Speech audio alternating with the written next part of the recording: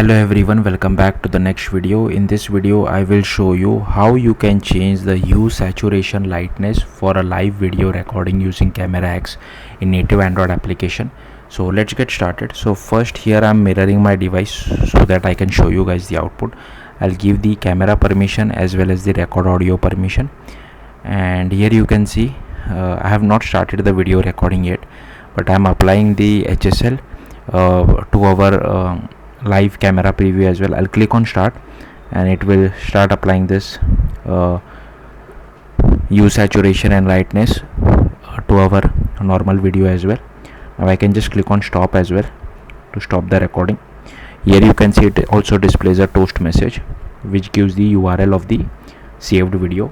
Then I can just go to the files app. Okay, I don't know, something went wrong with my device. Let me restart. It's quite whole Android device. So here you can see in the videos, the first video. So yeah, this is what it is. Let's see how to do this. So first I have created a project using XML layout, but if you want you can use Jetpack Compose as well, it's up to you. Then the next thing is, first you will have to go to this build.gradle.kts, and here you need to add few dependencies. First one is this camera core, second one is camera 2, next camera lifecycle, then camera video, camera view, Android X media 3 effect as well as media 3 effect.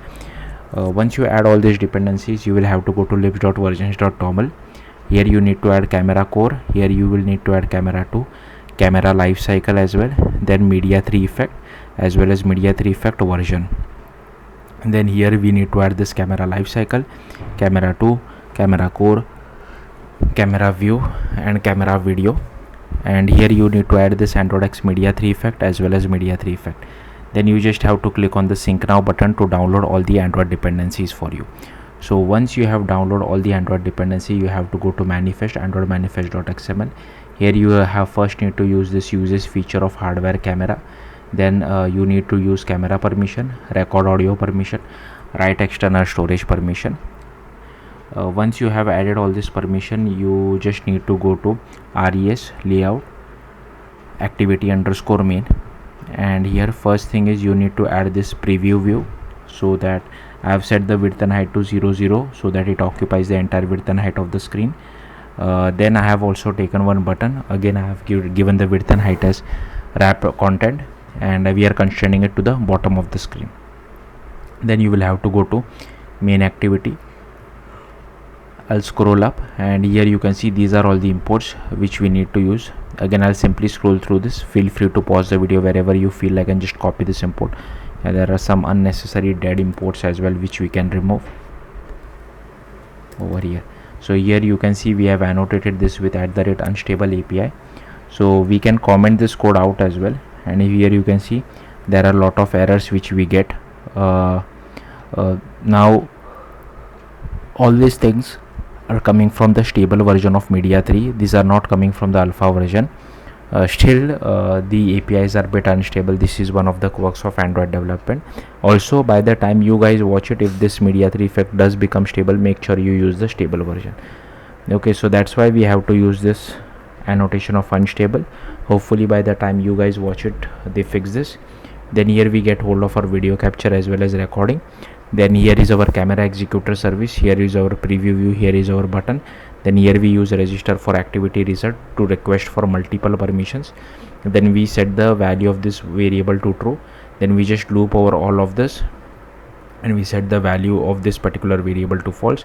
And if permission not granted, we just display a toast message. Else we call start camera. Then inside on create, we initialize our viewfinder, we initialize our button as well. If all permissions are granted, then we call start camera, else we call request permission. Then we just do button.set on click listener capture video. Here inside capture video, we first check if it is not equal to null, and if not, then we just set the button dot is unable to false. We set the assign the recording to this current recording. If current recording not equal to null, then we just do current recording dot stop, make it as null. Then we create a simple date format. Then we use content values dot apply, passing the display name, MIME type, and if the version of Android is greater than P, we also set the relative path. Then here we use this media store output options. Then we do video capture dot output, prepare our recording, and then if the audio permission is granted, then we just do with audio enabled as well, and then we start the recording. And if it is video record event dot start, then we just set the text of our button as well as is enabled property. And if it is finalized, and if record event dot does not has any error, here I just display a toast message saying video captured successfully. Else we just do recording dot close and recording equal to null. Then we apply the text to our button as well as is enabled equal to true. Then I have defined a start camera method where we just do process camera provider dot get instance of this. Then we add a listener to our camera provider future as well, where we get our camera provider future dot get. Here we define our preview view as well. Then we define it dot surface provider equal to viewfinder dot surface provider.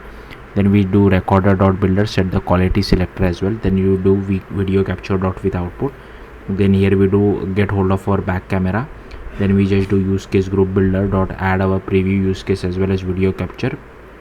Then here we define our media 3 effect as well. Then here we set the list of effects by adjusting the hue, saturation and lightness. So here you can just play around with this value to whatever you feel like is correct for you.